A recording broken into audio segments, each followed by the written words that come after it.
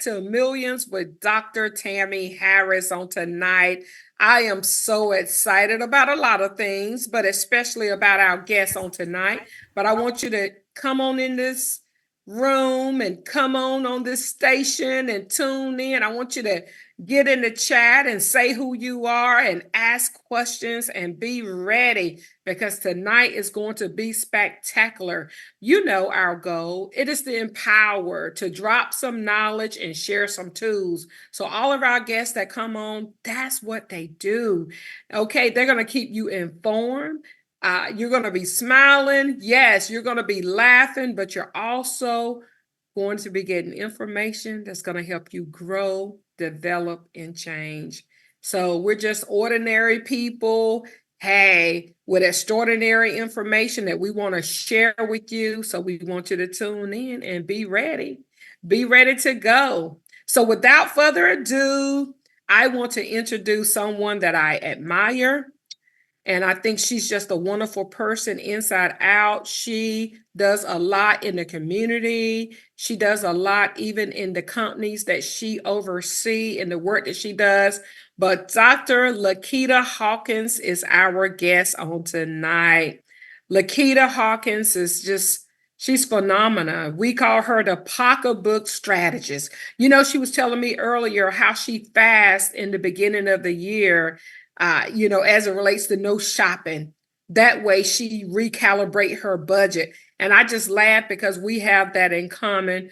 But she's a chemist, people don't know that about her, but she has her degree in bio chemistry along with a master's in healthcare administration. And of course, she holds a doctorate in philosophy, business philosophy, and we are alumni. Yes, yes, yes. So I've been knowing her for some time and just super excited about what she's going to share on tonight. She's a co-chair of different committees and just doing a lot of things, even in her sorority. She'll talk a little bit more about who she is, but I want to introduce you to the Pocketbook Strategist, who actually is an Amazon #1 bestseller. Yes, yes, yes, yes, yes. She's been on WRAL. She's all over the place. All over the place. Just look up and you're going to see Dr. Lakita Hawkins. Dr. Lakita, come on, honey. Introduce yourself. Tell us something we don't know about you. Thank you, Dr. Tammie, for that warm welcome. I really appreciate it. I think you covered everything. Mainly, my mission is basically to demystify financial management and empower individuals to take control of their financial futures. I'm definitely excited about this conversation today as we talk about financial literacy, financial wholeness, and how it affects our entire life. I'm just excited. Anything about finances and money, I'm your girl. And I'm just excited to get tonight started. Thank you. Thank you, thank you, thank you. I told her, be ready to have fun because that's what we do. We just come on in these rooms and we have a good time. So we're going to just jump right in, jump right in. And those who are in the chat, I want you to feel free to ask questions, just comments, whatever it is you want to ask or know or say, jump right in. So, Dr. Lakita, talk to us a little bit about what is financial literacy. We know it's important. We know that it should be something that we prioritize, but a lot of times we don't think about it. When you're thinking about financial literacy, ask the pocketbook strategist, what is financial literacy? That is a great question. Financial literacy is always key, right? It's focusing on your budgeting, or as I like to call it, your money plan, your spending plan, understanding your debt, investing in your basics, and any early retirement planning. That's what financial literacy means to me, and that is what it is. Financial literacy skills actually build on top of one another, but I believe that you have to have that foundation of financial security or stability rather in order to move forward in the financial literacy arena. I love that. I love that. Why do you call yourself the pocketbook strategist? Awesome. Great. I wanted to be something a little different. I went several different ways. Different ones, but I think I've always been told that I always talk about money. I have a lot of pocketbooks as well. Strategize about money, money skills. And so we came up with the pocketbook strategist. Ooh, So I like that. strategizing your pocket, and looking at the money that's inside of your pocket as well. Okay. Okay. Good deal. Good deal. How would you say people could actually improve their budgeting skills? Creating a realistic budget that works for their lifestyle. How can people improve their budgeting skills that works for them? So first of all, I like to say let's just take the word budgeting out of it because I think most people they don't like the word budget, right? So if we put in like a spending plan or money plan, I Mm, think that gives them a better sound to it. But tracking every dollar that's spent, seeing what you have spent in the last few months is a real eye opener. Money in, money out, seeing what that is, distinguishing between your needs and wants, and just basically setting limits. Regularly adjusting your budget or your money plan mhm, ensures that it matches your financial reality and goals. So you want to reduce those expenses as needed. And I believe that money management is a lifestyle. You mm, really have to manage that and do it often. So it's not something that you can pick up and put down. It's just something that you gotta keep on for a lifetime, kind of like we do with our diets and food intake and things like that. mm. I love that. I love that. So, there I know that there are some common mistakes that people make when it comes to their finances. What are some of the common mistakes that you've seen, and how can people avoid them? Common pitfalls that I've seen is more so overspending. I think Mm, we all overspend on luxury items. I think we neglect our emergency savings often, and then accruing high interest debt.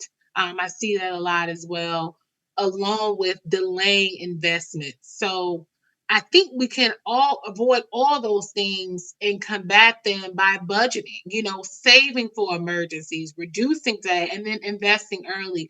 I think we all have to go by the rule of waiting maybe 48 hours mm, before making any non essential purchases. Seeing if we, really want it, like it, need it, love it, want it, all of that before we just make those impulsive decisions to buy. So that would be some of the common financial mistakes that I've seen. Definitely mhm. overspending. Okay, okay. What is it, I I guess I want to ask the question about the psychology behind feeling like we got to have it yesterday. I know you work with a lot of clients who have that mentality. I want it and I want it now. In your studies and research and working with families, what do you think cause us people to just feel like I gotta have it, I gotta have it now, even if that includes running up credit cards or making unnecessary debt? I really believe it's instant gratification. We want to keep up with the latest trends or keep up with what the celebrities have going on, or as we Mm. used to say, keeping up with the Joneses, right? All not knowing that the Joneses are broke too, right? And so we try to keep up with them, and also trying to prove to people that we really got it, right? We want to Mm. let people know that we've made it, or Ooh. thinking that we've made it. So we got to let them know we can afford the most expensive car, the most expensive clothes. And so I think it's the psychology that behind that, that we have to focus on. And then also, going back to how we grew up, Mm. Dr. Tammy. I think It's it's, good. if we grew up with not having a lot of different things and we wanted things, and now we can get those, whether it's, using a credit card to get them or, what have you, we want to be able to show the people, okay, I'm doing better than I was when I was, younger. Or on the flip side of that, we grew up having a lot of things. So we want to maintain that lifestyle of Mhm. saying, I'm still rich or we still got money and I can still get these things. So I think that is some reasoning behind that. Wow, that's good conversation because I knew, even for my own self growing up poor and wearing secondhand clothes, when I did get money, I mean, I like clothes. Like that's one of the highlights of my life. And my 22-year-old son asked me, he says, "Mom," he said, "do you like clothes or do you have to have clothes?" Like that was a great question, because he's in his own journey of realizing what's important and what's not.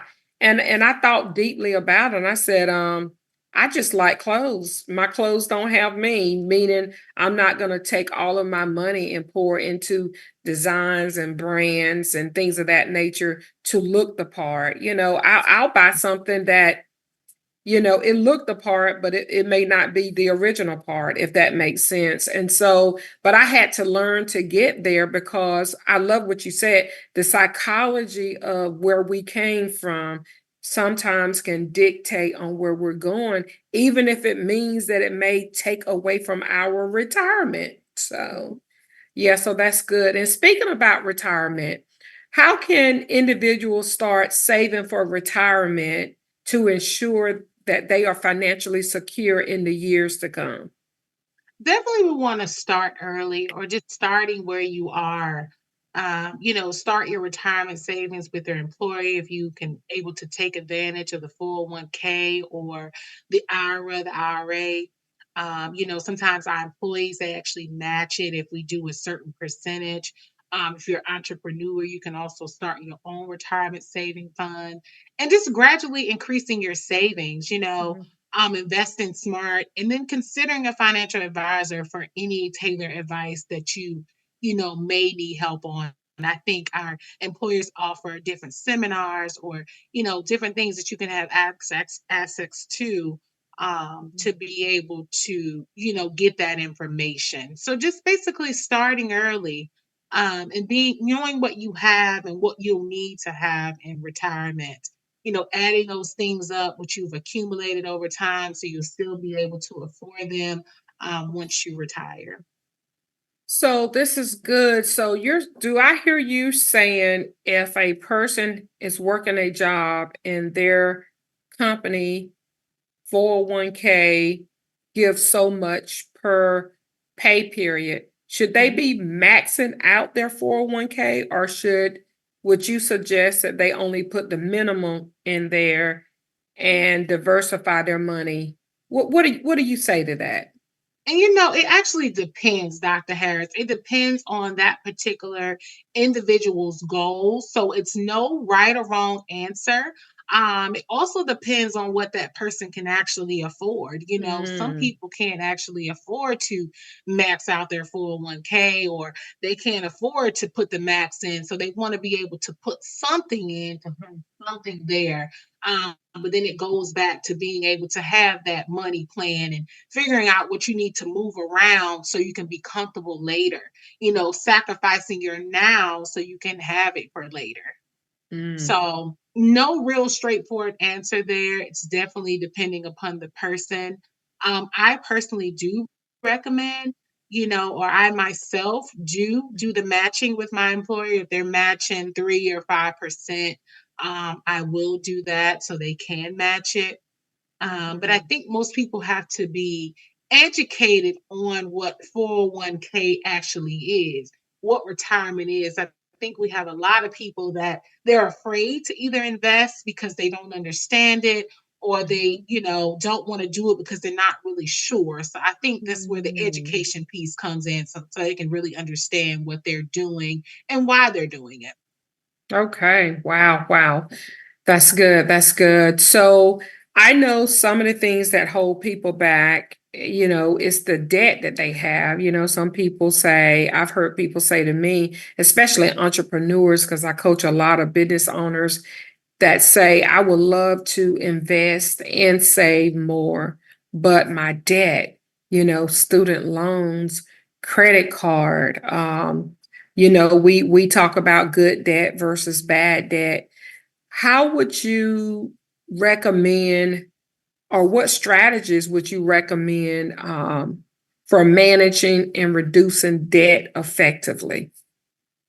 I definitely know that we have to identify our debt, right? I think some of us may know some of our debt, but just basically identifying your debt, pulling your credit score, and then figuring out how you can restructure your debt. Look for ways to organize what you owe and, the lower amounts of interest you pay that then saves you money in the long run. So let's just say if you choose a pay down method similar to the snowball or the avalanche method. Snowball is more of starting with your smaller debts and then working Mhm, your way up to your larger ones. So if you're paying a small amount on one credit card, you eventually pay that off. You're taking that same amount and applying it to the next largest debt that you may have. mhm, And then the opposite of that is the avalanche method, where you're actually starting with the biggest debt and rolling down to the smallest one.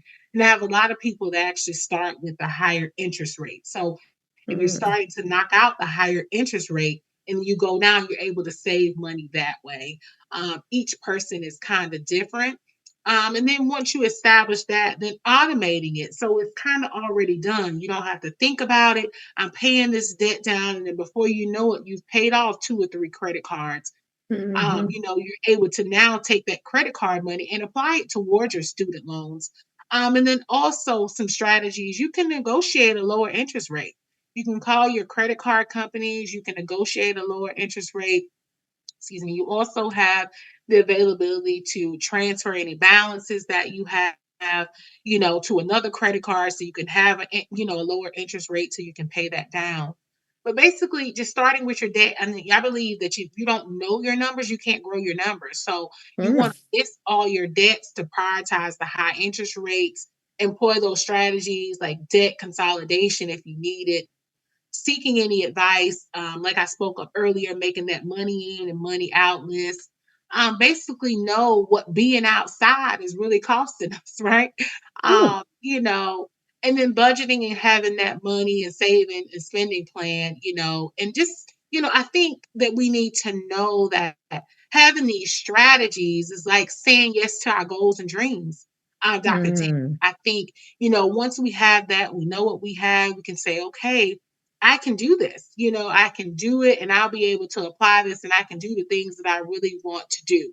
So, summing that up, first and foremost, knowing our numbers, knowing mm, what's coming in and what's going out.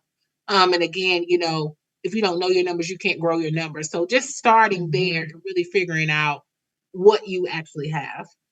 Wow.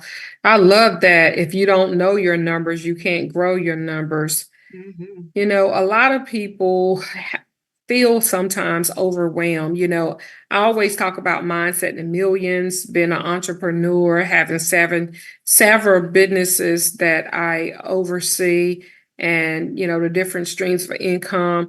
I have realized that it doesn't matter how much money you have coming in if you don't know how much money you have going out. And even those who are multimillionaire status, the truth of the matter is you still got to have a spending plan, because if you don't have a spending plan, all the money that you get in at some point it will go out. So I love the fact that you stress the importance in knowing your numbers. So how does all of this affect your credit score? So thinking about trying to maintain a good credit score, I know you talked about the avalanche strategy or the snowball strategy. How does those strategies in bringing your debt down, how does it affect your credit, or do it affect your credit? It definitely does. Definitely again, pulling your credit score, I think, and not just looking at Credit Karma. Nothing against Credit Karma. I think Credit Karma is definitely great, but I think that it's not a sole use for our means 100%. So knowing your true credit score, pulling that annual credit report that includes all three bureaus. And then just it does affect your credit because you have to understand how the credit score is calculated. It's broken down into five different categories. Your payment history, it's made up of about, I think it's 35% of your score. And then the amount you owe and your credit utilization is 30%. And then your credit inquiries is about 10%. The length of your credit history, not to be confused with the payment history, is 15%. And then the credit max being at 10%. So it does affect your credit. So if you have high debt, that is going to bring down your credit score. But once you begin to use some of those methods and you're paying it off, you can see that some of those percentages, even out, and then your credit score actually goes up. Oh, It affects your credit if you pay your bills on time. Again, keeping those balances low under the 15 and 30% utilization. Also avoiding numerous new accounts, because if you mhm, open up different accounts, that lowers your credit score as well. And then, just making sure that you're checking your credit report for any errors that you may have. And that also helps with a great credit score as well. that is wonderful. So with the annual free credit report, you can get that free once a year. Is that right? That is absolutely correct. Okay. Yes. Do you know offhand what is the exact name of that if people want to put it in the search to order a free credit report? Exactly how you said it, annual free credit report. If they put Okay. it in that way, I think that's actually the URL too, actually, Okay. annualcreditreport.com. And like I said, you can use the Credit Karma. It only pulls the Vantage score, though. It doesn't Hmm. use all three bureaus. And then, depending on who you bank with, I think they have the credit score also. Some of the credit Hmm. unions pull it quarterly, and then some of, I think, like Capital One and some credit cards, they pull those quarterly as well. All right. This is great information. Let's see who we have on with us on tonight. We want to welcome a few people in. Yes, yes, yes. Music is always here. Thank you, Music, for joining in on tonight. We see Coach Rich, our fearless leader. He's in. Trees, good to see you. She said, "Good evening, all ready to learn all new tips and strategies." So good to see Trees on tonight. Tanya Powell is here. Our colleague and good friend Tanya Powell says, "Looking forward to the topic tonight." Yes, yes, yes. So, yes, we got Ronnie in the building. Thank you for joining in, Ronnie. Thank you so much. Yvette, the DMV. Yes, DMV girl is in the building. She says, "Happy Monday." And she's glad to be here. And you all feel free to jump in to ask any questions that you may have of Dr. Lakita on tonight. So we're gonna keep this party going. So, you talked about credit score and credit reports and maintaining good credit habits. Did you talk about the value? I can't remember, it just slipped my mind. Did you talk about the value of paying your bills on time? I know you and I had a sidebar conversation, and we talked about how sometimes people get lost in the mix of life and forgot to pay this, forgot to pay that because they don't have it on automation. So, what do you say to that? Does that affect your credit score when you're paying your bills on time, Dr. Lakita? It absolutely does. And I did touch on it just a little bit, but I can definitely expound on it, Dr. Tammy. Paying your bills on time definitely affects your credit score. I know we have a million things going on in the world. And so sometimes it does help by automating those bills so you can actually pay them on time. So it does help your credit score. But a good tip about that is if you have a good paying history, if you happen to miss one payment on a credit card, always call them and let them know, hey, I've been a good paying customer. Are you able to forgive this payment? And they normally do.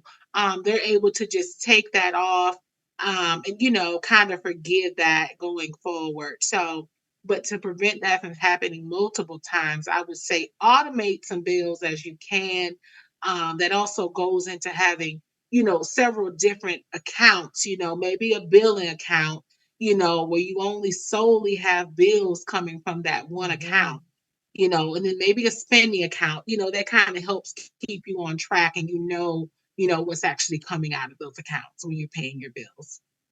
Awesome. Good stuff. Good stuff. Good stuff. How can individuals protect themselves from financial scams and frauds? I get text messages all the time saying your bank account, there's an alert we need for you to call. I don't ever call any of these people. I don't do any of this stuff. But how can we protect ourselves against scams and fraud? Definitely staying informed, safeguard your personal information. I think now they have all this two-way authentication, Yeah. where you actually have to approve before someone's able to log in and you're able to validate those requests. So using all those secure transaction methods. Also, regularly monitoring your accounts helps detect unauthorized activities early. So for me, I know sometimes I wake up in the morning, and if I'm being honest, I'm checking my accounts before I say my prayers. I'm making sure that everything is everything in there. It's on the up and up, and making sure that I'm not being taken advantage of. So just regularly monitoring those, just like you do your credit score. Okay. Regularly monitor your accounts. Okay, good deal, good deal, good deal. One of the things I'll add that I do, and I go places, and I got my phone up here now, and I'll go places, and I'm sitting behind people. I may be at a play, a concert, or a game, and they don't have a screen protector on their phone. I actually have a screen protector on my phone where it looks black. If someone's sitting beside me or behind me, and you just got to think of little things. You don't want people, if sometimes I'm putting credit card numbers because I'm buying something off certain sites or whatever the case is, you don't want to be out somewhere thinking you have privacy and you don't. So that's one thing that I want to add to that. And we got more people joining. So good to see our good friend Sylvia. She has joined in. Marla and I was just speaking of you the other night, matter of fact. And Marla was telling me how much you're getting from the show. So thank you for joining in, Sylvia, from upstate New York. So good stuff, good stuff. So Dr. Lakita, let me ask you this, and you are just answering all the questions that I asked you as if they're just rolling off. And so in the chat, if you all have questions for this coach, this financial coach, please feel free to jump in. And thinking about the stock market, okay, what are the benefits for investing in the stock market, or other financial instruments? Um, Sometimes people feel a little intimidated about investing in the stock market. So, what's the value? What's the benefits? And then, how can a person get started with investing in the stock market if they decide they want to do that? Investing definitely grows wealth and it combats inflation.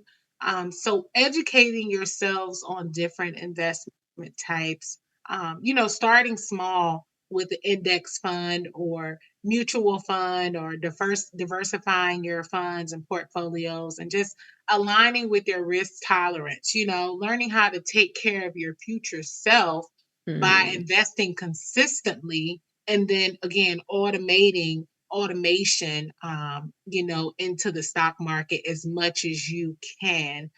So you want to determine how much you want to invest or how much you need to invest, and then deciding where to actually put your money, and then choosing your investment mix, and your asset allocation, and then just setting up those as much as humanly possible. The main thing here is a lot of people are intimidated, and I was there myself one time before, is just like the retirement funds. We're afraid to invest because we really don't understand it. So I think Mm, that's where we come into educating ourselves. I believe that the biggest thing you can do is actually invest in yourself, invest in your own financial mm, literacy, your own financial knowledge, so you can actually understand it for yourself. And then you can, kind of take some risk, mm, with investing, because I believe the bigger the risk, the bigger the reward. You're taking a mhm. little small risk and you may get a little small reward. So, just basically investing in yourself. I know, Dr. Tammy, for you, you're into real estate as well, but I tell my clients that they have to invest in their mental real estate first. So Mm. investing in that, and then you're able to learn and then grow your portfolio that way. I love that investing in your mental real estate. That kind of ties in with what I want to ask you next. I Mhm. was thinking about, resources and tools that individuals can use to improve their financial literacy. So when you say investing in your intellect, talk a little bit about that. Just more. I know you've said some things on it, but for that person out there that may be saying, hey, I don't have any money. I don't know where to start, or I have some money, but it's not going to be a lot to make a dent in the bucket. What would you say to them? So we know there's a plethora of information online. Just looking up reputable online resources. There's a lot of financial tools and apps out there for education. You're able to take some free workshops, at your local library or in your county. Mhm. And even taking any financial courses, that you can learn and glean from those insights for managing your finances. So a number of books as well that you can take advantage of and learn. And if you don't have access to funds to purchase books, we all have that good old library that we used to going to. You're able to check out or read some resources there. So I think a lot of these things are on the internet and inside of books. Again, a ton of apps out there that can help you with these things as well. Mhm. Why is this subject so important to you? For me, because it's my story, Dr. Tammy, I have been, or I was at one time in that situation where I was living paycheck to paycheck. I was putting payments on the back burner, not getting them forgiven, putting them on the back burner so I could pay them later, maxing out credit cards. I have a story where I had a flex spending card where I was actually so broke that I used that flex spending card to actually buy pizza and gas.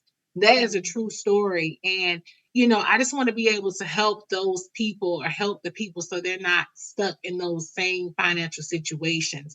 Mhm. Everybody's not able to dig themselves out of the hole.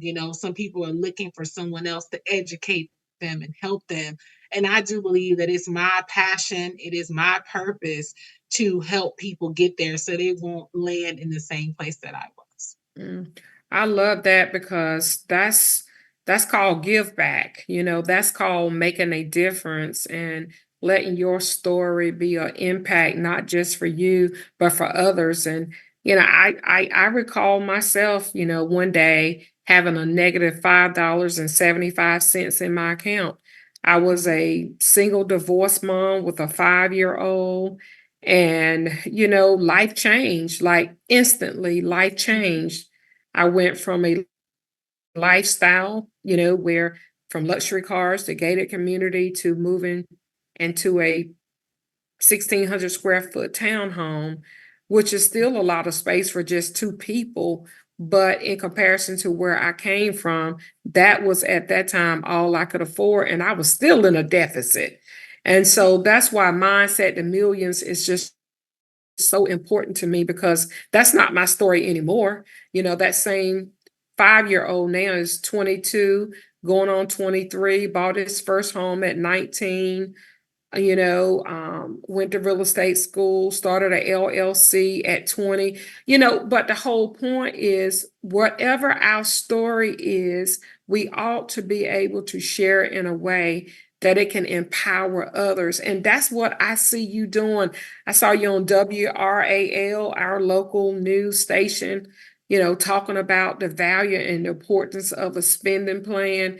And so I'm just excited that we can be transparent enough to say, we've been there, but we came out and now we're going somewhere else. So kudos to you for just being so open and so honest. And speaking about that, being open and honest, let's talk a little bit about real estate. That's my cup of tea. And I remember when you bought your home with me. You remember that? Absolutely. I remember it was only 5 years ago, or almost 5 years ago. So I not that know. long ago.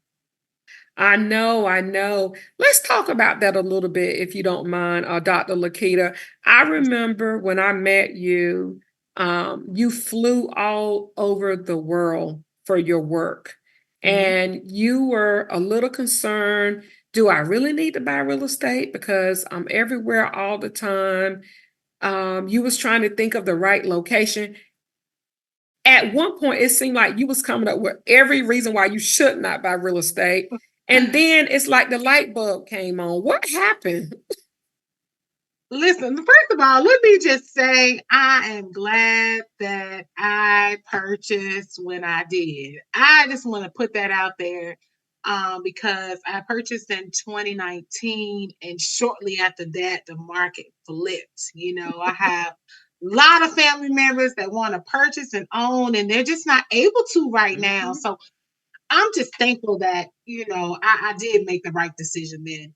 Um, but I think, you kind of talk yourself out of things because, I'm a little, you never want to go back to where you came from, right? So you always want to keep your money in your account to keep from having to do, certain things. Going back, nothing wrong with the dollar menu, but going back to eating that every day is just something that I wasn't ready to do. So I figured if I buy a house, am I still going to be able to maintain the lifestyle that I actually have? So that was some of my fears, but glad I did. Best decision that I made mhm.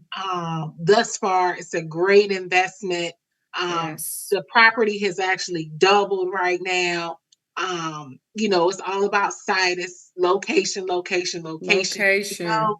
I wanted to be, that area that I wanted to be in. So I'm here and I'm Yeah. excited, glad to be in the area. And it was just the best thing ever. One of those good Mhm, investments. I think being able to invest real estate is one of those vehicles that everyone should consider because mhm. like you told me back then, it's not going anywhere, right?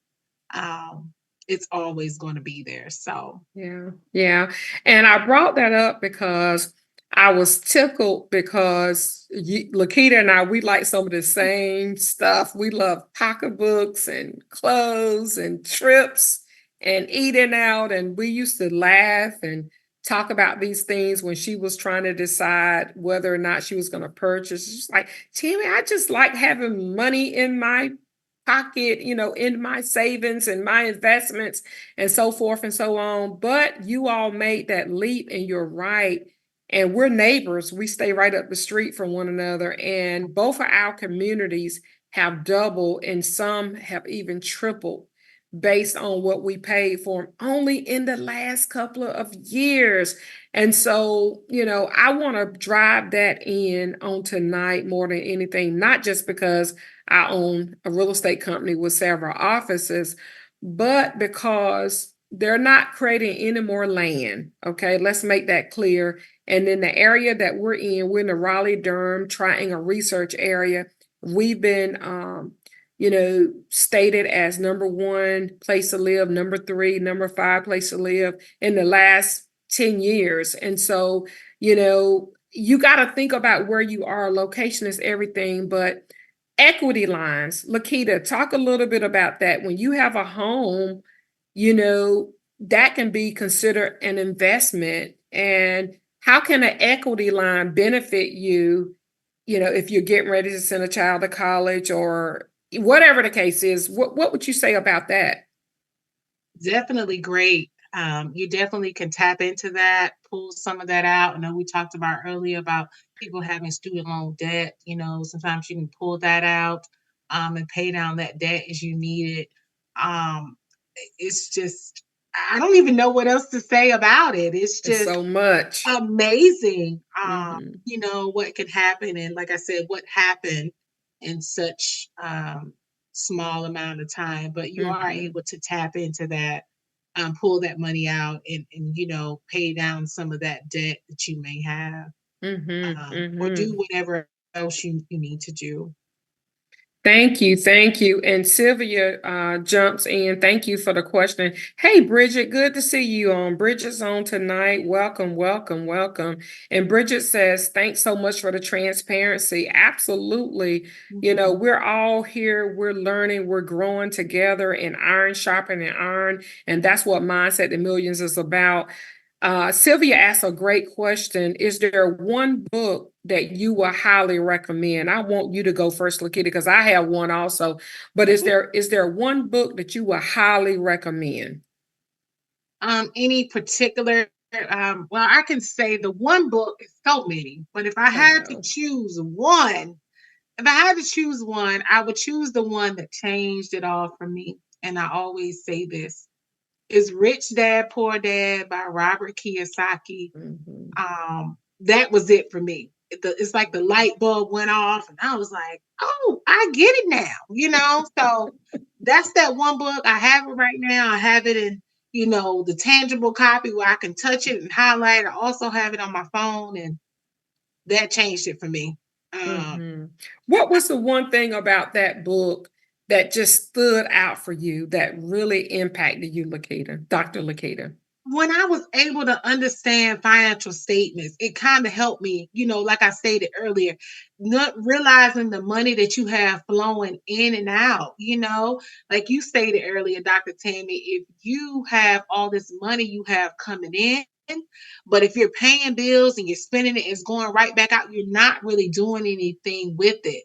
So for me, it was that along with the quadrants that he talked about, Mhm. really understanding how you're making money and the difference between having a 9 to 5 and a small business, also being an investor, all those different things. It just clicked for me. I think I had to read it maybe twice, but I was like, man, if everybody knew about this quadrant here and just how money works, and about money and finances, some people don't really understand what money is.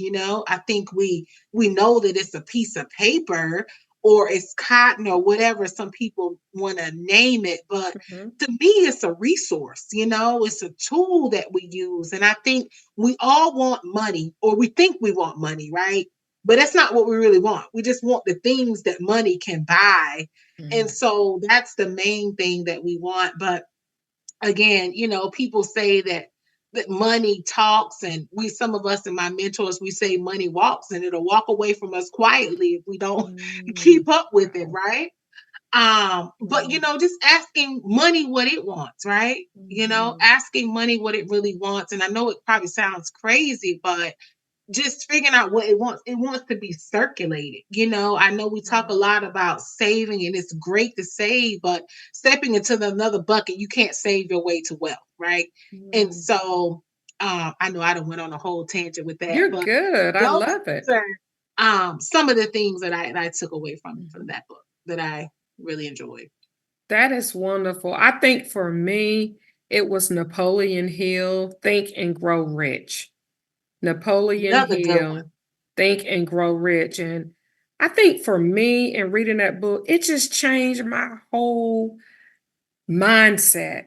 Like Mhm, I had a shift. I began to understand that money can serve me based on how I use it and the influence, auto suggestion. Like some people say, I'm broke. Like you have life and death is in your mouth, it's in your words, it's in the power of your tongue. I never say I'm broke. I started saying things when times were challenging. I'm in between blessings. mhm, Okay. That book changed a consciousness for me about money. Visualization. The book talks about visualizing.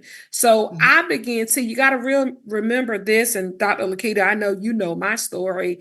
I grew up the daughter of sharecroppers in Eastern North Carolina. So we were very poor. And even when we moved on up, that was to a trailer park and then to the projects. And so I was in an atmosphere where a day late and a dollar short. This was the regular conversation. mhm, I can't keep no money. Money burns my pocket. So that means as soon as money came in, we were getting rid of it. We were on government assistance at certain intervals as a child growing up. And so that Think and Grow Rich, it changed how I saw money. It changed how I saw myself. So I really want to push that, Sylvia. Bridget said, wonderful conversations. Look, I'm having a great time talking about this because it reminds me of where I came from and why I have a show called Mindset to Millions, because of my processes and my own personal journey. So, okay, good deal, good deal. So, in moving further in the conversation, were you going to add something, Dr. Yeah, Lakita? I wanted to see if I could add something. I That is a great choice, and I that book is a great choice, Think and Grow Rich. But they also have Think and Grow Rich, a Black choice, No, yep, and it is, yep. I think a stand up Dennis version. They Kimbrough, also I have believe. and they have a workbook as well. So, like you said, just writing it down, making it plain. It is in the Mhm, power of the tongue, and just saying what you actually want and writing it down. mhm. And being serious about what you're actually doing and trying to do. That was really good. Yeah, and as you're visualizing, I want to say, one of the things that has happened to me and for me, and I say to me and for me, God has given me a mindset about missions and about giving money away, giving things away. And I know that, my wealth has increased over time through my giving, whether it's through a local church, whether it's through missions in South Africa, West Africa, building tiny homes, through the Kayla J Foundation, building playgrounds in undeveloped communities for children who actually played on trash dumps, those kinds of things that we have been able to do. And I've seen you do a lot of things in your sororities and to give back. I think it impacts us in our soulish realm. It makes us realize that, there's a scripture that says, it talks about, seed time and harvest, reaping and sowing. And, there's a saying, it's better to give than to receive. And I get that, because if you're in the position to be the giver, to be the lender and not the borrower, that means you're in another position where you have more resources. And so I definitely wanted to add that in there. What do you want to add to that, Dr. Lakita, as it relates to give back? I know you do a lot in your community with your sorority. Is that right? That's correct. And I, just like you, Dr. Tammy, I believe that great getters are great givers and vice versa. Great givers are great getters. And so, just circling back on what I mentioned earlier, I think I get tongue tied because I get so excited talking about these things, is that, talking about what money wants. Money wants to be circulated. You're circulating it, whether you're giving it out, helping other people. That's what money wants. And in turn, doing that, you are getting more back. So, that's definitely true. That's all I wanted to add. Okay, good deal, good deal. Yeah, my heart just warms up when I think about, sometimes we think that we have money problems, but there's a whole nother group of people that, have more issues than we could ever imagine having. So one of the things I'll say too is in, you know, meeting your goals financially, being grateful, having a healthy mindset to have some gratitude and being thankful for what you do have. So, yeah, I was divorced and walking in that house with a 5-year old in hand and didn't even have enough money to buy, some Chinese rice, because that's what we would do every other Friday night. And I didn't have money to do that on one particular Friday night. And I went in there and I went in my cabinets and I got some Comet rice and some sweet peas and cut up an onion and some carrots and mixed it all together and put a lot of soy sauce in it. That's creativity. And my 5-year-old says, Mommy, this does not taste like the Chinese people rice, and so that's the ongoing joke with us now. But I think about then, I was able to use what I had and be grateful, be Mhm. thankful for what we have, because I always say this, Dr. Lakita, somebody somewhere wish they had our life. Right. So that's valuable and something to think about. So let's shift for a minute. Let's talk about businesses. Let's talk Mhm. about CEOs. Let's talk about entrepreneurs.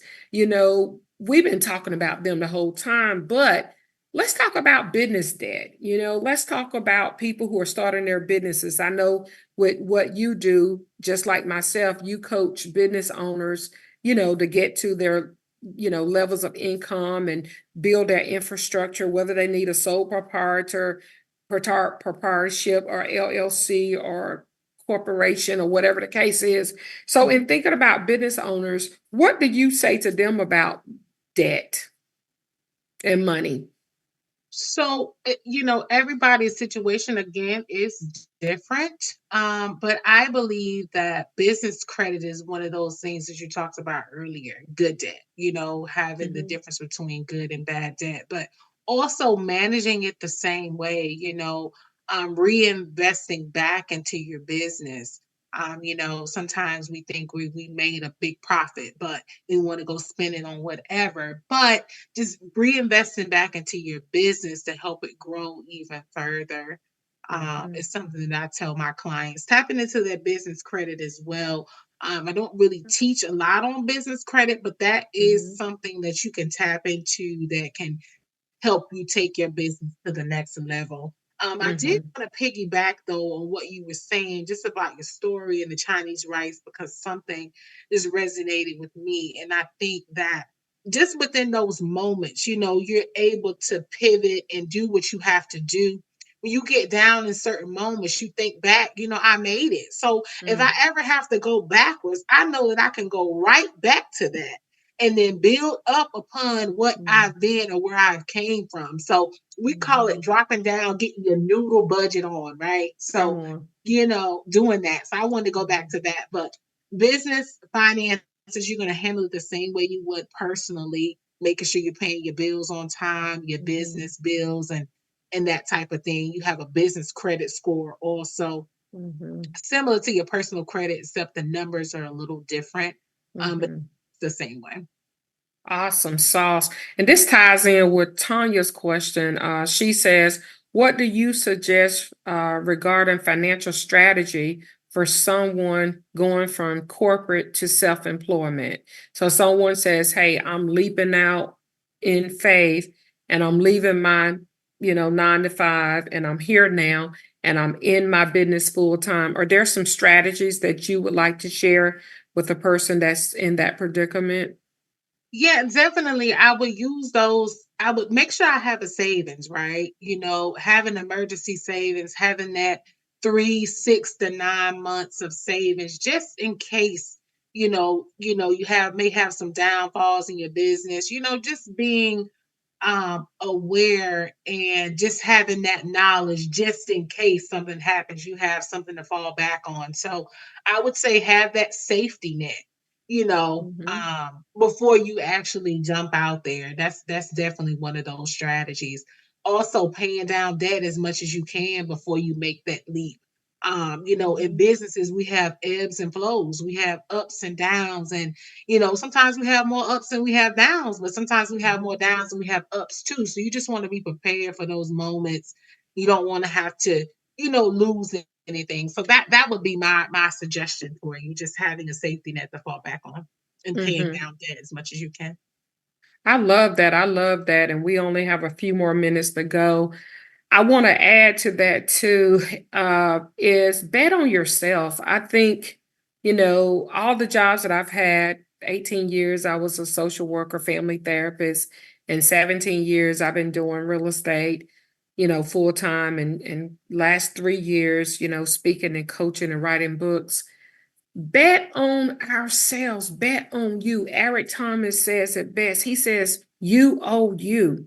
Right. You have to have the mindset, I will, I can, I must. And in order to do that as an entrepreneur, we got to do what we talked about out of Napoleon Hill's book. We got to visualize ourselves winning. Mhm. We got to have auto suggestion. Auto suggestion says I win, win, win no matter what. Auto suggestion says, if I lose, I didn't lose, I learned. You We learn, you gotta, win we if you gotta, win. yeah, we gotta have declarations. We gotta have affirmations. We got to have financial things in place, but we also got to speak the word. What is it that we are expecting? Because people, I want to tell you, we can do this. We can win. It's mindset to millions. My tagline is I live to tell the story. I know what it's like to be poor. I know what it's like to be wealthy. I prefer to be wealthy any day, but my poor days gave me the strength, the wisdom, the humility, and the stamina to know how to act when you get some money. Mhm. Okay. So yes, yes, yes. So last question for tonight, Dr. Lakita, and then we're gonna learn more about how we can get in contact with you and buy your book and all that good stuff. But last question I'll have, unless there's some more in the chat, is how can individuals set and achieve financial goals that align with their values and their priorities? Setting and achieving financial goals that align with their values and their priorities. So definitely defining clear financial goals, Hmm. breaking them down into small steps, just not taking on so much. Also tracking your progress and then just adjusting as needed, Hmm. and one thing that I'm big on is celebrating your milestones. I think that keeps you motivated and keeps you on your financial journey. Again, like I spoke of earlier, investing in yourself, in your own financial literacy. I think that definitely helps you set and achieve those goals, whatever they may be, making sure that they're smart goals as well, and then, like you said, aligning with your goals and values, just taking on little by little, not overwhelming yourself, and making sure that they're clear and they're achievable. And breaking them down into little mini steps. Maybe you can achieve this within 3 months or 6 months, and then going on to the next one, tracking your progress and adjusting as you may need to. I love it. I love it. And by all means, forgive yourself. Mhm. By all means, if you made choices that were not the best choices, if you didn't save as much money as you wanted to save by the time you got laid off, if the hot water heater went out or the HVAC went out and you had to max out a credit card to get a new install, give yourself some grace. That's one of the things that I know personally as a business owner with multiple businesses.